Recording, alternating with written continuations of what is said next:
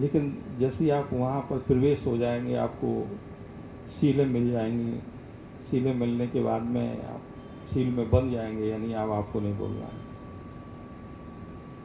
ऐसे ही आप एक दिन की नित्य क्रिया करेंगे, वहाँ का चारों तरफ को वातावरण देखेंगे, सभी लोग सर झुकाए हुए अपने चार का कर रहे हैं। पहले सभी लोग ध्यान में हैं, नाश्ता करके आए हैं, एक दूसरे से किसी को कोई मतलब नहीं है, एक दूसरे की थाली की ओर नहीं देखना है, एक दूसरे की ओर नहीं देखना है, एक दूसरे आंखों आई कांटेक्ट नहीं करना है। गार्डन है बहुत बड़ा, उसी गार्डन में बढ़िया बढ़िया के आए हैं, एक दूसरे से किसी को कोई मतलब नहीं है, एक दूसरे की थाली की ओर नहीं देखना है, एक दूसरे की ओर नहीं देखना है, एक दूसरे आंखों आई कांटेक्ट नहीं करना है। गार्डन है बहुत बड़ा, उसी गार्डन में बढ़िया बढ़िया पेड़ पौधे हैं चारका के लिए। आप इधर से गुजर जा रहे हैं, वो उधर से गुजर जा रहे हैं, वो दोनों लोगों की नज़रें झुकी हुई हैं नीचे की, वो 3 कदम की ज़मीन को देखते हुए चल रहे हैं, आगे नहीं देख रहे हैं, सर उठा करके नहीं देख रहे हैं, नीचे अपनी 3 कदम ज़मीन देखते हुए। इतना सुखकर वातावरण होता है, इतना सुखकर वातावरण होता है। कोई दिन भर की अड़चनें कोई किसी प्रकार की मन में आती है तो प्रवचन के माध्यम से आपकी समस्या समाधान हो जाती है। तो 10 दिन का एक आकर्षक, ये कह लीजिए कि ये बहुत अच्छा शील और समाधि का हम अभ्यास करते हैं। शील से मन की पवित्रता, शरीर की पवित्रता, और जो है समाधि से मन की पवित्रता कि बाद में जो फल आता है वो प्रज्ञा है, वो अनुभूति है। ये और किसी का कोई प्रश्न हो? चलिए समय हो रहा है, इसके बाद में कुछ धम्म चर्चा किया जाए। श्रुतिमयी प्रज्ञा क्या होती है? श्रुतिमयी प्रज्ञा को हम सुन करके, पढ़ करके, किसी के द्वारा जो बताया गया, जैसे यहाँ पर जो चर्चा हो रही है, उस श्रुतिमयी प्रज्ञा जो हमें लाभ मिल रहा है, ज्ञान चर्चा का लाभ मिल रहा है, सुन करके लाभ मिल रहा है। ये श्रुति मतलब सुनना,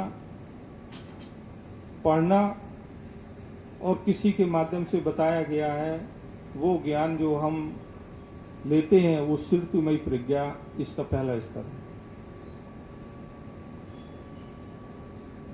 और इसका दूसरा स्तर है चिंतनमयी प्रज्ञा। चिंतनमयी प्रज्ञा का मतलब है कि जो है किसी के द्वारा जो ज्ञान हमने लिया है उस पर हमने चिंतन मनन किया, और चिंतन मनन करने के बाद में हम एक परिणाम पर पहुंचे हैं, तो ये चिंतनमयी प्रज्ञा हो गई। देखिए यही सबसे ज़्यादा जो है किसी भी धर्म के बारे में जब हम ये दूसरी प्रज्ञा पे आते हैं तो यहीं पे सबसे ज़्यादा टीका टिप्पणी उठती है। किसी भी धर्म को ले लीजिए, यदि आपने चिंतनमयी बात की तो तुरंत लोगों की उंगली उठना शुरू हो जाती है। उन्होंने कहा कि भाई भगवान की वाणी पर, या हमारे दर्शनों पर, या हमारी संस्कृति पर, या हमारी परंपराओं पर आप उंगली उठा रहे हैं। देखिए जहाँ पर चिंतन करने की अनुमति नहीं है, जहाँ पर आपको चिंतन करने से रोका जाता है, समझ लेना चाहिए कि यही अंधविश्वास, यहीं से शुरुआत होती है। तथागत के धम्म में इसकी पूर्ण आज़ादी है। उन्होंने स्पष्ट कहा कि यही पथ को आओ देखो, आप भी देखो। इसके जब भी आप किसी भी चिंतन करते हैं, किसी भी संस्कृति पे या किसी भी आस्था पर जब आप चिंतन करते हैं तो लोग उठ के खड़े हो जाते हैं, उनका आप प्रश्न कर रहे हैं। तब इसकी 2 कंडीशन बनती हैं, एक भय और एक लालच। एक भय दिखाया जाता है और एक लालच दिखाया जाता है। भय ये दिखाया जाता है कि देखिए भगवान की कही हुई बात पर या पौराणिक ग्रंथों में लिखी हुई बात पर यदि आपने संदेह किया, उंगली उठाई, तो आपको नर्क भोगने के लिए मिलेगा। फिर उसका बड़ा सा मीनू कार्ड बताया जाता है कि वहाँ पर जाएंगे, आपको खौलते हुए तेल की कढ़ाई में तला जाएगा, आपको एक जलते हुए दरिया में फेंका जाएगा। यानी एक पूरा मीनू कार्ड आपको दिखाया जाता है। सामने वाला व्यक्ति पर डर जाता है, बोले नहीं नहीं, हमें कोई चिंतन करने की ज़रूरत नहीं है, जो उसमें कहा है वही सही है, हम ठीक है उसको मानते हैं। एक कारण ये होता है। दूसरा कारण ये होता है कि भाई लोभ दिखाया जाता है कि आप यदि इस बात को बिना इफ बट किए हुए हमारे धर्म की संस्कृति को, हमारे ग्रंथों में लिखी हुई बातों को आप बिना कुछ तर्क किए हुए, बिना कुछ उस पर उंगली उठाए हुए, बिना कुछ शंका किए हुए आप मान लेते हो, तो आपको स्वर्ग की प्राप्ति होती है। उस स्वर्ग में बता दिया जाता है कि ऐसा ऐसा अप्सराएं, सुरा, सुंदरी, दुनिया का बखान करके वो लोग बताते हैं, डिटेल में बताते हैं। तो आप कहते हैं हाँ ये बिल्कुल सही है। तब वहाँ से चिंतन का स्तर खत्म हो जाता है और व्यक्ति तीसरी जो प्रज्ञा होती है, भावनामयी प्रज्ञा, वहाँ पर व्यक्ति नहीं पहुँच पाता। वहाँ पर व्यक्ति को पहुँचने से रोक दिया जाता है। जब व्यक्ति वहाँ तक नहीं पहुँच पाता है तो वो व्यक्ति को जो है जीवन का असली आनंद, वो धर्म का सही सत्य का दर्शन नहीं हो पाता है। इनको तीनों को एक उदाहरण से समझते हैं तो और थोड़ा स्पष्ट समझ में आएगा। जैसे आप किसी होटल में भोजन करने के लिए जाते हैं, आप किसी होटल में भोजन करने के लिए जाते हैं तो सबसे पहले आपको मेनू कार्ड दिया जाता है। एक मेनू कार्ड आया, जो वहाँ का वेटर है वो आपको मेनू कार्ड लेके आया, आपने मेनू कार्ड देखा और उस वेटर से पूछा कि इसमें क्या क्या है, तो उसने बताना शुरू किया इसमें ये। तो आपकी सिद्धमयी प्रज्ञा जागी और देखिए अभी भोजन नहीं मिला है, ना आपने उसका आनंद लिया, लेकिन आपके मन में उसके प्रति आसक्ति जागी और उसका स्वाद जो है, कुछ जो है आपके मन में जागा। वो पहली प्रज्ञा है।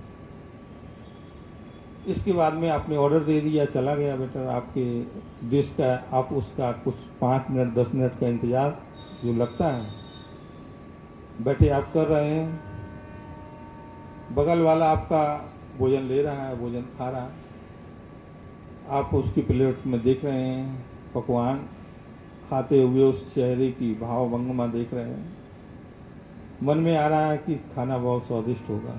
इस होटल में बहुत से लोग खाने के लिए आते हैं, देखिए हमारे बगल में बैठा व्यक्ति बड़ा चाव से खा रहा है, तो खाना बहुत अच्छा होगा। ये आपकी चिंतनमयी प्रज्ञा है। इसके बाद में जब वो आपका दिया हुआ ऑर्डर की डिश लेके आता है और जब उस डिश को आप पहला निवाला तोड़ करके उसमें मुंह में लेते हैं, तो ये भावनामयी प्रज्ञा है, यानी आपने उसको करके देखा है। यथार्थ जो सच्चाई है उसको आपने पा लिया है, उसका अंतिम वहाँ तक आप पहुँच गए हैं जिसकी आप सोच को लेकर के चले थे, भोजन करने के लिए लेके गए थे सोच को लेकर के, और आपने उस भोजन तक पहुँच गए। तो ये भावनामयी प्रज्ञा होती है। इसी प्रकार से व्यक्ति के जीवन में जब व्यक्ति धर्म के रास्ते चलता है और धर्म के रास्ते चलता है, पहले वो सुनता है, फिर उस पे वो खुद पर अनुभव करता है, चिंतन मनन करता है, और चिंतन मनन करने के बाद में फिर वो व्यक्ति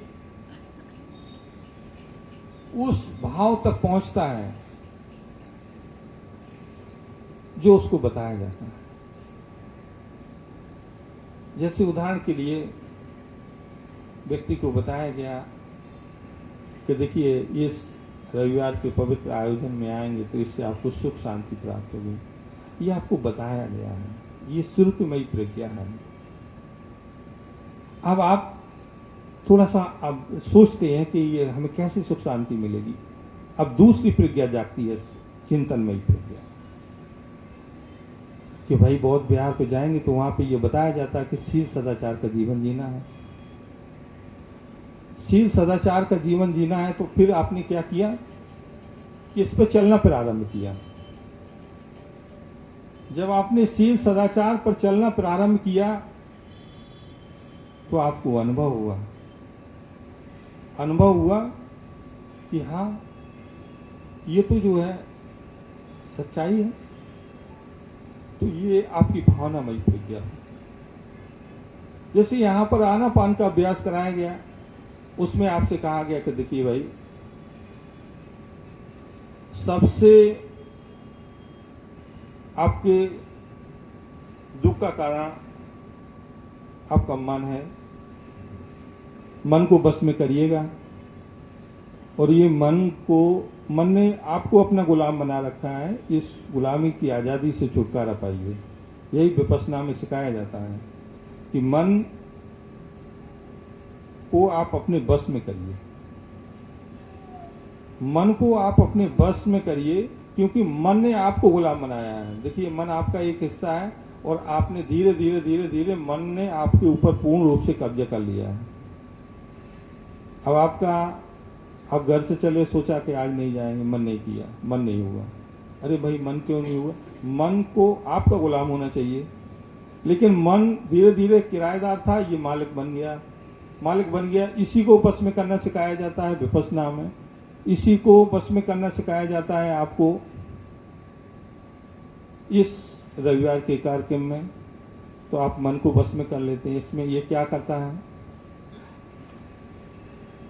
जैसे आप मन अपने से राग पैदा करता है, अपने से द्वेष पैदा करता है। हमारे अनुपस्थिति में ये काम करता है। हमारी अनुपस्थिति में जब ये काम करता है, जब हम इसको बस में कर लेते हैं और इसको काम में लगा देते हैं कि भाई अब आपको ऐसा नहीं करना है, तो देखते हैं कि हमारे अंदर एक परिवर्तन आने लगता है। और जब हमारे अंदर परिवर्तन आने लगता है तो ये कौन सी प्रज्ञा हुई? भावनामयी प्रज्ञा हुई। अब हमने देखा कि जो है, कोई भी जो घटना बाहर घटती है वही घटना हमारे अंदर घटती है। जब हम बाहर की घटना को देखते हैं, अंदर की घटना को नहीं देखते हैं।